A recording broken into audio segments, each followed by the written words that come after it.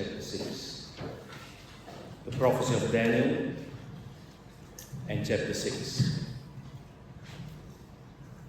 Daniel and chapter 6, and we will start reading in verse 1. You remember on Saturday morning, we started with this series on Daniel, and we looked at an overview and an introduction to the book. And in the afternoon, I've decided, given that the book is divided into two sections, a practical section and a prophetical section, we've decided to focus on the practical section of chapters 1 to 6.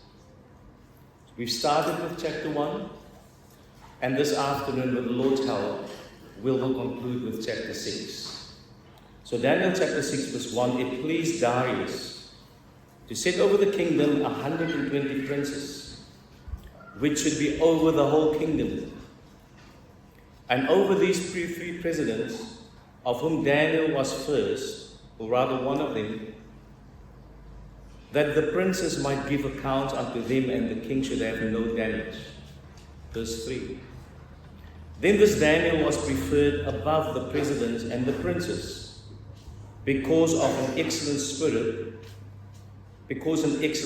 was in him. And the king thought to set him over the whole realm. Now I want you to take note of the following verse 4.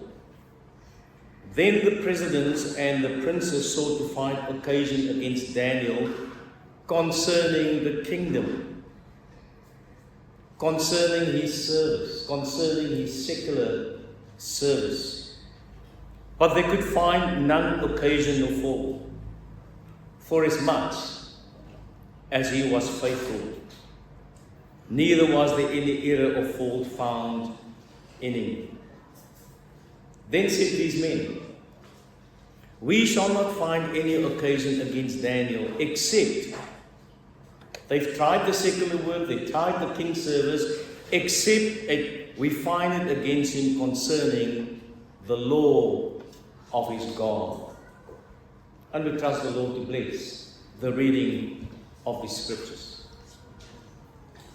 Many people can point to a significant point in their lives where everything changed for them. You can call it a turning point or a watershed moment. The turning point in Daniel's life was when, as a boy, he was taken away from everything he held dear to serve one of the most wicked kings in the world. It didn't make him bitter. It made him better. What a challenge. Didn't make him bitter, it made him better. Think of the nation of Israel, of Judah rather. This disobedient and rebellious nation of Judah, they deserved the captivity. They deserved the punishment. And yet, God was gracious toward them when he sent Daniel ahead of the nation. And by the time the whole nation arrived in Babylon, Daniel had already been there 18 years. At this stage, he was second in command. The second most powerful man in the country, in the nation. So that Daniel had been for his people in Babylon what Joseph had been for his people in Egypt. At the beginning of his life, as a teenager, in chapter 1, Daniel stood with four of his friends. Four of his friends. He's come to the end of his life. He's in his mid-80s. And he stood alone. It was not easy to stand in chapter 1, but it was a little easier because he had friends. He had men who stood with him, but by himself, as an old man. He stood alone. He's outlived all the kings of Judah. He's outlived the kings of Babylon. He lived and he served in two different empires. The Babylonian Empire, the Persian Empire. And in this wicked and dark environments, he shone as a light from God, a light from heaven. During those dark years, he was a monument of faithfulness, a monument of loyalty and commitment to his God. And so the charge to those 4 men in chapter 1 was, diet or die. We've seen that on Saturday. Diet or die. You come to chapter 3 and there was another test, the test of fire. And here the challenge was, bow or burn. When we come to chapter 6, Daniel alone, the challenge was, be true or be torn. Be true or be torn. Many of you know the Shakespeare play, Hamlet. In that play, there was a contemplation of life and death, and a fear for the unknown, a fear for the future, which led him to say, to be or not to be. You know that. To be or not to be. Or there's a different challenge in the book of Daniel. In chapter 1, the challenge was to eat or not to eat. They were under pressure. In chapter 3, it was to bow or not to bow. They were under fire, literally and figuratively. Now in chapter 6, the challenge for Daniel was to pray or not to pray. Daniel was under scrutiny. Now on Saturday afternoon, Saturday evening, in the Bible reading, we've looked at the topic of assembly prayer, collective prayer. My exercise is to look at chapter 6 from a different angle. And we want to see individual prayer, personal prayer, private prayer. If I could sum up chapter 6 in 2 words, if I could sum up my message in 2 words this afternoon, it would be this: the closet. The closet. Daniel has already been through many trials and many tests of faith in his life. This is the last test. This is the last trial. But it's going to be more severe than all the other trials combined. The focus of this test was his prayer life. The focus of his test was the closet. They attacked the closet. Why the closet? You see, the closet, Daniel's prayer life, was the secret behind his character. It was the secret behind his commitment to God. It was the secret behind his courage. So that in verses 1 to 5, you will discover that the closet determined his character. The closet determined his character. In verses 6 to 15, you will discover the closet was the drive behind his commitment. The closet was the drive behind his commitment. And in verses 16 to 28, the closet was the dynamic behind his courage. The dynamic behind his courage. In verses 1 to 5, the closet determined his character. What is character? Character is living with integrity even when no one is watching. Oh, we can pretend. We can fool people. Character is living with integrity when no one is watching. Someone made a difference, distinguished between reputation and character.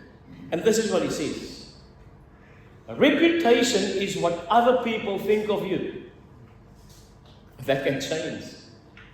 Character is who I am. Character is who I am. A reputation can be manipulated. character remains unchanged. My brother, my sister, your character can be your greatest testimony. We've seen how Lot's character had been spoiled. It spoiled his testimony. Your character can be your greatest testimony. But I can tell you, if it's a righteous character, you will become a target in the world. In fact, you might even be a target among the saints. As we see in the life of Daniel. And so in verses 1 to 2, the king appointed 120 princes over the whole empire. 120 princes. And over them, he appointed 3 main men, presidents. Daniel was one of them. You wonder, how did a Jewish exile got to that point, to that position in this empire? The result of his character and his practical skill and his wisdom is seen in verse 3. There was an excellent spirit in Daniel. And as a result, he was preferred above the presidents and the princes. Above them all. They would have been terrified. A godly man in authority is a threat to everyone under that authority. And every ungodly man and woman under that authority. You see, this explains why the princes and the presidents turned against Daniel. Because of his excellent spirit, the king decided to put him above them. Not only above the princes, but also above the presidents. And so his character came under scrutiny. His life came under scrutiny. He became the target. They tried their very best to discredit his character. But they failed to find anything to bring him down. They failed to plot his downfall. You know why? In life and in his service to the king, Daniel displayed a godly character.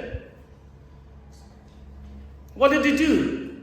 He served the king with the same devotion that he served his God. I want you to notice that. He served his king with the same devotion that he served his God. Oh, you think of the workplace. When the bosses are there, what do? I remember when I was a student at a part-time work. When the boss is around, the manager is around, there's no better employee. But as soon as the boss turns his back, you relax. This man had character, a godly character. He served his God with the same devotion. Not only that, his work ethic reflected his reverence for God. His spiritual and secular lives were fundamentally linked. We tend to have a church life and a home life, a church life and a work life, a church life and a social life. We should reflect a godliness in every aspect of our lives. They turned against Daniel because the king planned to set him over the whole empire. Daniel's excellent spirit made him a target. When they discovered there's an excellent spirit in the man, he became a target in the world. And they targeted him. But his character made him bulletproof. His character made him untouchable. So you'd say, what is character like? What made him untouchable? What made him bulletproof? You go back to chapter 1, he was a teenager.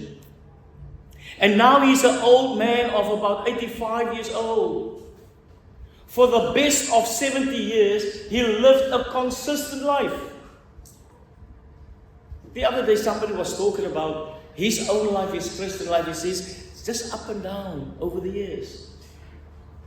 For the best part of 70 years, he lived a consistent life.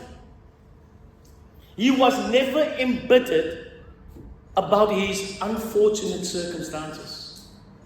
He was condemned, all right. But when he was condemned for his righteousness.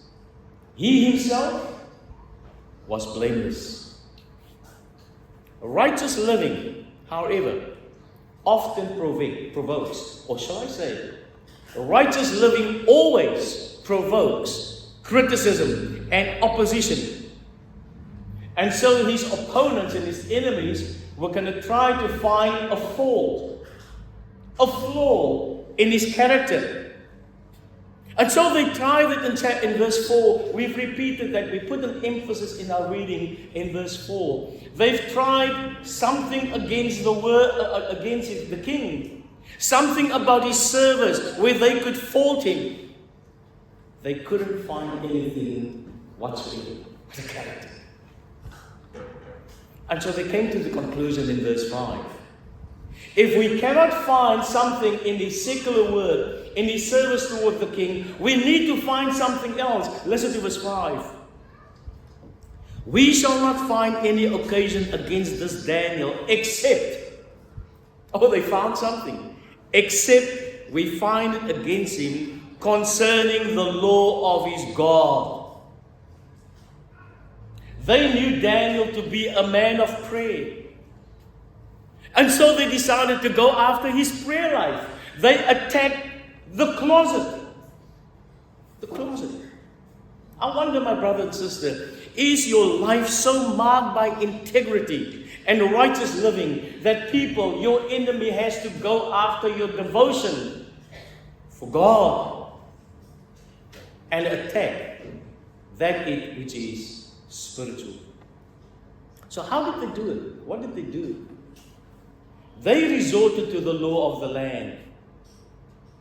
You see, they are no longer in Babylon. In Babylon, the laws were strictly applied. But the king could change it. The king could change it based on his wills. Not in Persia. Even today, you read history books and you will learn something of the law of the Medes and the Persians. What is unique about this law? It cannot be changed. Once it's in place, it is irreversible, it is unchangeable, unalterable. And so these men went to the king. And they deceived the king into writing a decree against prayer.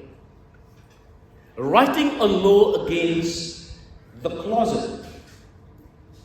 That no one is allowed to pray to any god. And if they did, it would be punishable with death in the lion's den. What tremendous pressure on Daniel. You remember, as a young man, he stood against the king's diet. Now as an older man, he's going to stand against the king's decree. Against the king's decree. And somebody might have said, Daniel, how far are you prepared to go in being faithful to God? You've already been through so much over the last 70, 80 years. Why bother? Do you really have to show you have so much to lose that now that you are the most important man beside the king? Beside Daniel, everybody knows where you stand. They know what you believe. They know your commitment to prayer. Just let it slide. Surely, you deserve a little peace now that you are an older man. Not Daniel. Daniel was committed, and he remained committed to his God. You ask the question, what was behind this uncompromising commitment? I'm sure you know the answer. The closet. The closet. So when you come to verses 6 to 15, you will find, first of all, in the first part, the closet determined his character. But now in verses 6 to 15, you will discover the closet. The closet was the drive behind this uncompromising commitment. When Daniel became aware of the plot against his life, it made no difference to his prayer life. He was committed to the closet. The decree was designed to force Daniel to choose between his God and his king. He didn't panic, he prayed.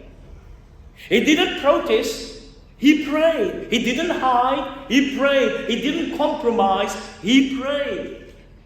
And his commitment to God and his commitment to the closet triumphed over the fear of men. You see, his prayer life wasn't convenient, it was consistent. In verse 10, he continued to pray with his windows open. This was no secret compromise. He didn't change his routine of prayer, not even when men passed a law against it.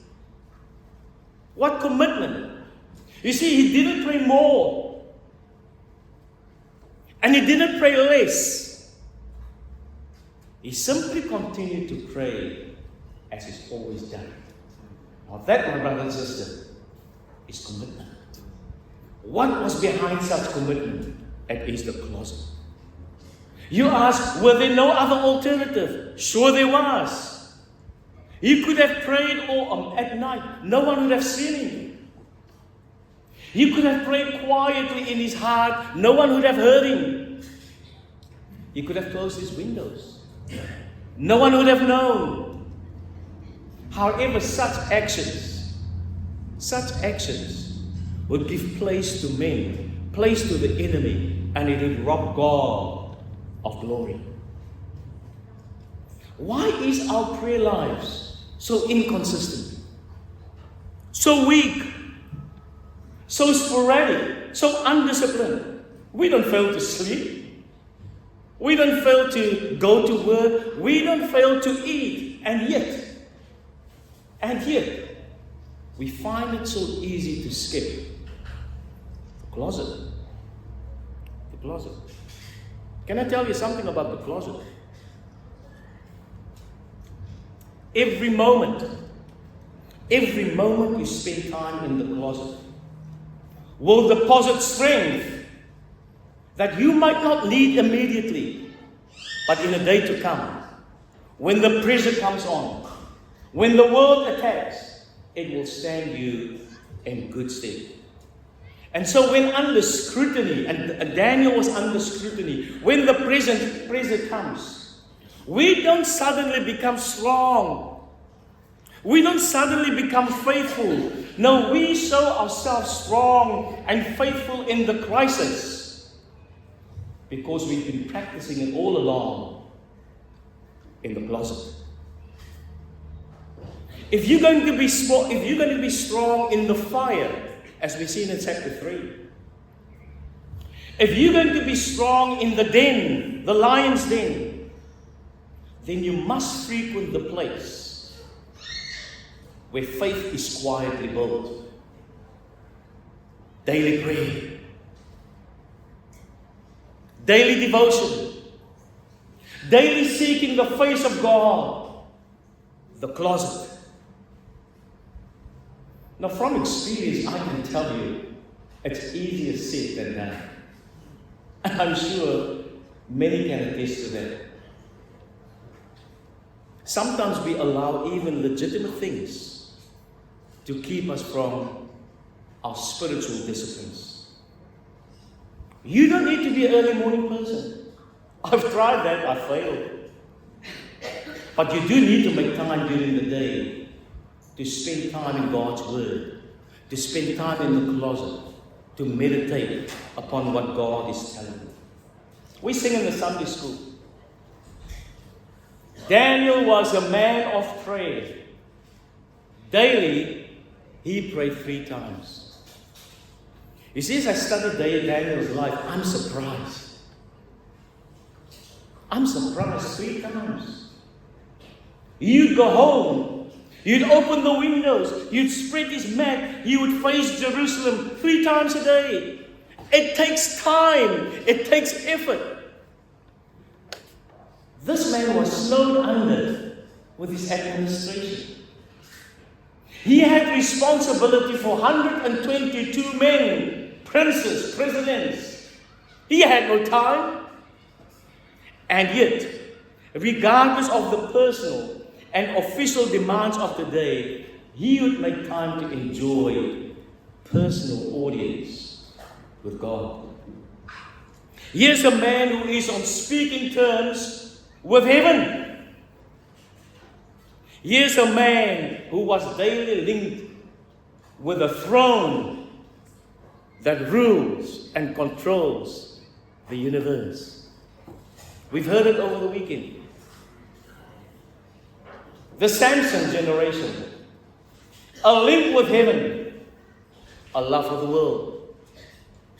But then there's the Daniel generation, a link with heaven, and we see the link, a daily link, a link with heaven, but also a love of God. No wonder this man accomplished so much for God, and no wonder he was committed to the closet. Commitment. However, commitment always comes at a cost. There's always a price to pay. Because Daniel's commitment to the closet provided the enemies with evidence to go to the king. This man is guilty. This man disobeyed the law of the Medes and the Persians.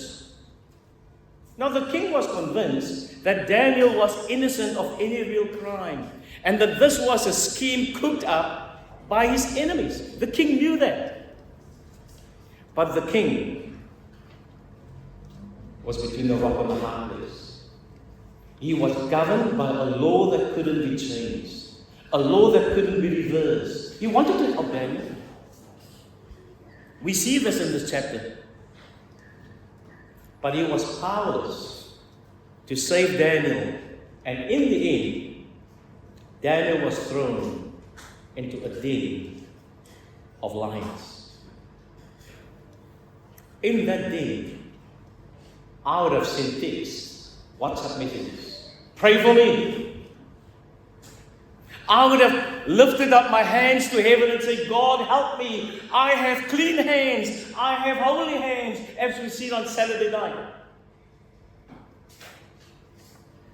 The man in whom the king had absolute confidence and complete confidence was now changed with a crime. What did Daniel do?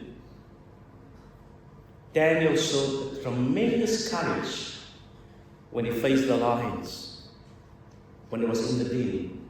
Why? Because verses 16 to 18 tells us the answer. The closet. The closet was the dynamic behind this courage. Someone defined courage in a very challenging manner. At least I found it challenging. It says, real courage, true courage, is confidence in God when circumstances are impossible. Now I'm sure you've been there before. When circumstances are impossible, what do? Well, this man says, real and biblical courage is confidence in God when circumstances are impossible. So at this point, Daniel is thrown in the lion's den. In chapter 3, King Nebuchadnezzar was faced with the disobedience of 3 men, Daniel's friends. He knew something about the knowledge of God and the wisdom of God and the insight of God. When God revealed his dreams, he knew nothing about the power of God. Remember what he said? Who is this God who deliver you from my hands? No one is more powerful than I am. He had no knowledge of the power of God, but not Darius. Not in Darius. He knew something, even a little, about the absolute power of Daniel's God. We read in verse 16, the second part. The king said to Daniel, in an attempt to encourage Daniel, he says, thy God, whom thou servest continually, he will deliver thee. But he had his doubts. He had his doubts. He knew something about the power of God. He knew nothing about God really. His almighty power. And so in verse 17, a stone was placed over the mouth of the den. Humanly speaking, deliverance was impossible. Impossible. I've been there many times. When circumstances seem impossible. I've come to the end of my tether. You see, that's exactly the circumstances that God specializes in. He specializes in the impossible. He will come through for his own when it is unthinkable. He often uses, like in this case, insurmountable opportunities to demonstrate his power and his ability. That night, the king couldn't sleep. The king had no rest. Verse 18. He couldn't sleep. He fasted all night. He even refused entertainment. Now you think that we enjoy entertainment with Facebook and Instagram and all these things that we scroll. Entertainment for Persian kings was one of the most important pastimes. Not interested. There's a man of God in the lion's den innocently. And though this man fasted, the king fasted, he had no peace and no rest. In verse 19 to 20, he rose up early in the morning and he went to the lion's den with no hope to find him alive. After a sleepless night, he was not so confident anymore when he went to the lion's den and he discovered something that we discovered last night. After a sleepless night, joy cometh in the morning. He's about to discover that. You think that Daniel was just as busy in the lion's den, praying, fearing, being anxious and crying out to God for deliverance? Absolutely not. While the king had a restless night and a peaceless night, Daniel was absolutely at peace. In the den, among the lions, he courageously displayed a confidence, a peace, a trust in God that flowed from his confidence in God. You see, Daniel didn't learn to trust God in the den. In fact, it was too late. He learned to trust him in the secret place, in the closet. His faith wasn't forged in the crisis. How often do we run to God when we're in trouble? His faith was not forged in the crisis. It was cultivated on his knees, in the closet. In the closet. You see,